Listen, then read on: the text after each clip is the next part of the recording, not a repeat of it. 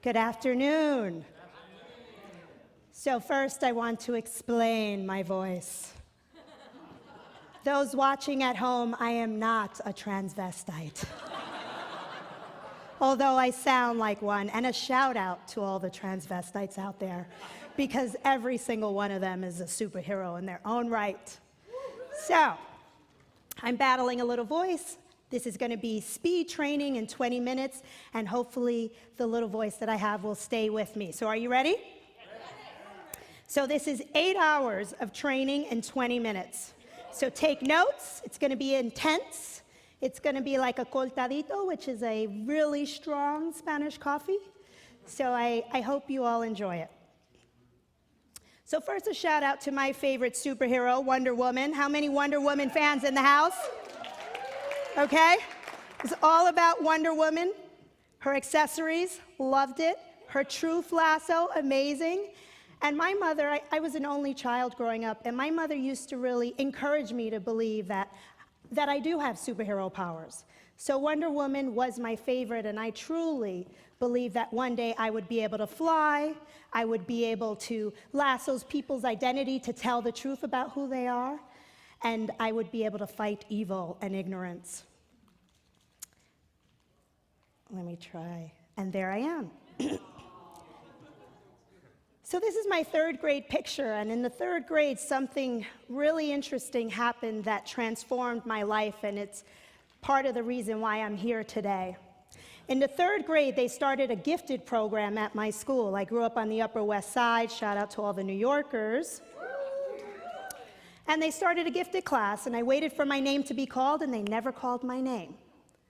And I always tell this story because I could not believe that they had started this amazing class, built a new classroom, flower pots in the window, and I wasn't selected. And I went home that night and explained to my mother that there was this new class and I wanted in, and she had to do something about this. And my mom was a single mom, a superhero herself, and she said, "Don't worry, I'm going to call in sick and I'm going to go into that school tomorrow and I'm going to talk to the principal about this." She went in the next day and she asked Sister Mary DeSales, "What's up with the gifted class?" And the nun explained that I was a well-mannered child. Gina was a good girl. Academically, I was average. That night, my mother sat me down and explained that average never cuts it. And I've obsessed my whole entire life with being anything but average. So 32 years later, I set out to write the book that the little girl at 8 years old wanted to write. And I set out to redefine genius as a choice, not a gift. So those of you in this room and watching at home that were rejected from a gifted class, you have made it to the gifted class. So little quick history. Genius, the Latin root word for genius is genie, and that meant to be born with great spirit. Sekou is born with great spirit. You are born with great spirit. Beautiful word, genius.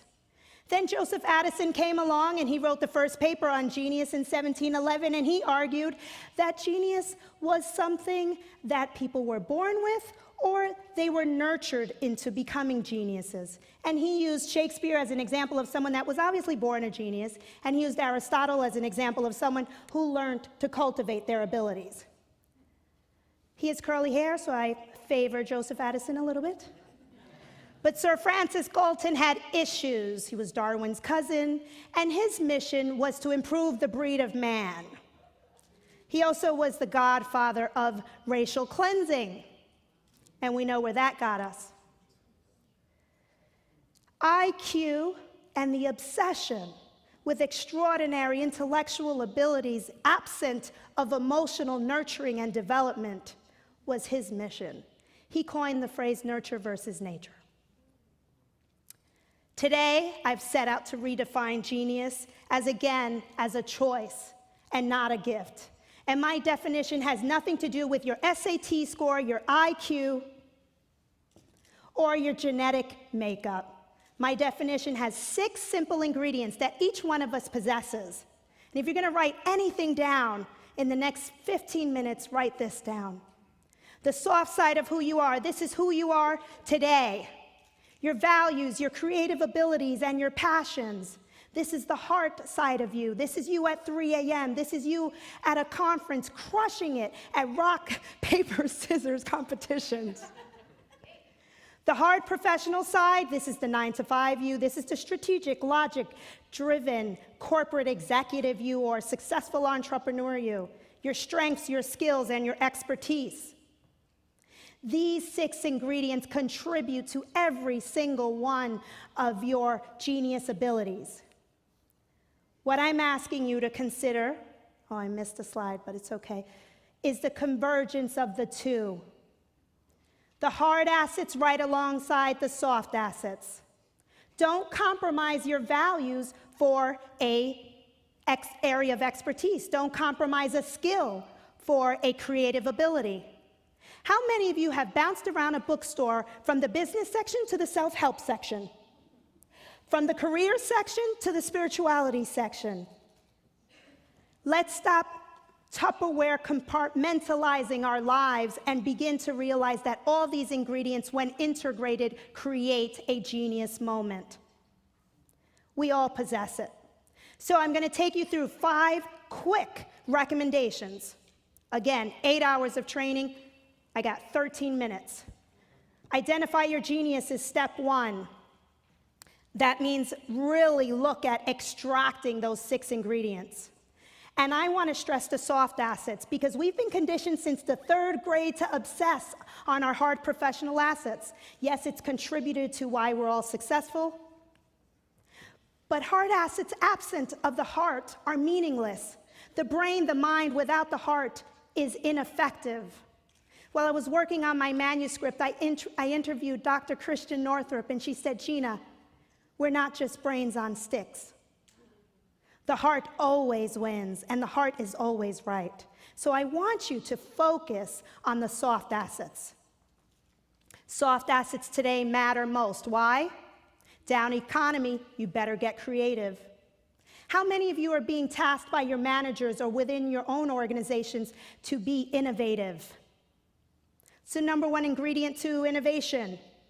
Creativity. Where does creativity reside? Right side of the brain. What's the right side of the brain connected closely to? The heart. Soft assets matter. Passions. Quick exercises. I think many of us have compromised our passions, and it's important to honor them. So Matt was inspiring us to consider why play matters in our life. I really want you to take a moment and think about, what do you love? If I gave you $1 billion, what would you be doing if you didn't have to work? What are your passions? Genius always acts from a place of passion. I had compromised my passion for writing for years because I went on, after getting rejected from the gifted class, to Binghamton University on a scholarship, and I majored in English literature, and I graduated, and I was told, don't become a writer because you'll end up poor, you'll struggle. So I compromised that creative ability to write. Until 4 years ago, I went to have a pretty routine corrective eye surgery, and I got a rare infection, and I lost my sight. And I was blind for 4 days, and I had 3 surgeries to get my sight back.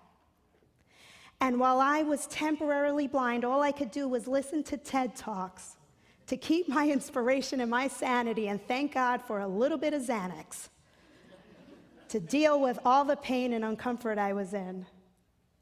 And I realized if I got my sight back, I would honor my passion for writing. I used to sneak out of bed and write at night. And when my sight returned, I printed out 600 pages and showed it to my husband, and he said, "That's what you were doing? What is all this?" And I said, "I've been writing for the last 12 years. It's my greatest passion." Honor your passions. 4 years later, published my manuscript with Simon & Schuster, standing on this stage sharing a story, first-time author. Everyone thought I had a nervous breakdown from my temporary blindness. My family had an intervention. So I had a great corporate job. And my former employer was really supportive of me as well. You don't have to quit your day job to honor your passions. You don't have to lose your sight or have a horrific experience to realize that passions matter when it comes to integrity, when it comes to success, when it comes to sustainable innovation. So, last soft asset I want you to think about are your values. That's my son Lucas, Coney Island this summer. Major value. What are your values? Once you figured out the soft assets and you figured out the hard, the goal is to find the convergence of the two. This is a beautiful illustration of convergence, of a typical professional who may cover her tats in the day and expresses them at night. Example of practical genius, a dear friend of mine, Bill Williams, is a wonderful trumpet player. He also was working with the Fellows Program at the New World Symphony. And Bill is a great example of practical genius because he has a passion for music, but also has a passion for technology. And last year, he worked on this incredible project with the YouTube Symphony. And the YouTube Symphony project is a great example of convergence. What they did is hosted auditions and allowed musicians from all over the world to submit pieces. And some of the musicians that were selected actually learned how to play and master their instrument just by watching YouTube videos. So Bill, with Michael Tilson Thomas, who's an amazing, amazing conductor, worked with YouTube on this symphony. And for me, it's a great, great example of convergence and practical genius. They integrated design, technology, self-learning and mastery, passion, and innovation. What does the convergence look like in your life? That was step one. Recommendation number two, you have to express it. Over this weekend, you all have been expressing your genius in unique ways. I want you to continue to express your genius and always tell your story, and not only the success stories, but your failures as well. It's time to tell your story today more than any other time in history. How many of you tell your story regularly from a place of transparency? Okay? I want you to take literally 30 seconds and jot down a word that's going to remind you of a story you haven't shared recently that you need to share after this session. It could be a childhood story, a current story that really speaks to your practical genius. Speed training. Step three, surround yourself with genius. Bravo for doing that at this conference. We're at an amazing event. We're surrounded by amazing people. But when you leave here, how do you sustain the relationships? Do you follow up with all the cards that you've been gathering? Are you emailing and cultivating with new relationships? Here's my number one recommendation. Before you make room for new people in your life, you first have to clean out the closet. How many of you right now need to remove a couple of people from your life who may be de-geniusing you? Okay, write down those names. Who do I need to remove? You can't be a people collector and add to this gallery without removing and making space for new folks. So as you set out, again, some people collect art, I collect people. I've had incredible success in working with clients that have made one list, a list of 25 people you want in your life, and go after them one by one. Kinds of relationships. In surrounding yourself with genius, I'm recommending 3 relationships. Yodas. Yodas are your mentors, the people that have your back. Ambassadors are connectors. There's a lot of connectors here. And everyone under the age of 30, can you please stand? Fat brains. Let's bow to the fat brains. So when I launched my practice, I created an advisory board of folks under the age of 30. I believe that every one of us over the age of 30 should actually be mentored by someone half our age. Fat brains are phenomenal. So as you set out to surround yourself with genius, I want you to remember and to prioritize all the wonderful young people you have access to. And don't just use them for tech support, which is what we do, right? We use them for tech support. It's ridiculous. Or style advice. They live in a multi-dimensional world and they can teach you things that folks our age can't. Fat brains, you matter more than any other pool of resources out there. Step number 4, fuel your genius. Yesterday, I had nearly no voice. And folks within this room galvanized and helped me and gave me supplements and advice so that I could be able to have voice today, and it's been phenomenal. Fuel your genius. Surround yourself with interesting people. It makes life so much more interesting. So, in working on Practical Genius, I interviewed 3 neuroscientists and asked them, I need you to help validate for the cynical corporate executives in the room that are going to say, Gina, I just don't buy it. There's no way that EQ matters, emotional intelligence, as much as IQ. And so many of them came back and sent me research and said, neuroplasticity, Gina, that's the key. It's the adult brain's ability to learn something new is neuroplasticity. And the only way to really foster your own neuroplasticity is through experience and environment. So the recommendation there is diversify your experiences and diversify the environments that you expose yourself to. It makes a big difference. It's just one quick recommendation on how to fuel your genius. Obviously, Jim has taught us many other recommendations on fueling. And Dr. Amen yesterday, phenomenal on body. The last recommendation I have for you is to leverage your paradox. Again, this is about all of us have this bittersweet opposing sides to who we are. The mother and the business owner, the CEO and the chess master. This is an architect who was a graffiti artist as a teenager.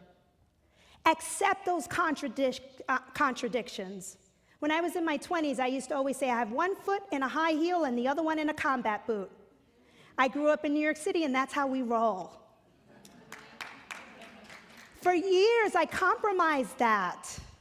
And then I realized, for 15 years I was a marketer, I realized no one cares how good you are. We're all good. In fact, we're all great. In fact, we're all geniuses. What matters now is, what are your points of differentiation? Focus on the fringe of your identity. Accept those contradictions. Stop hiding it. Put on your superpower belt. Be who you are. And market that. That's where genius is. The heart and the mind and the convergence of the two. Don't compromise.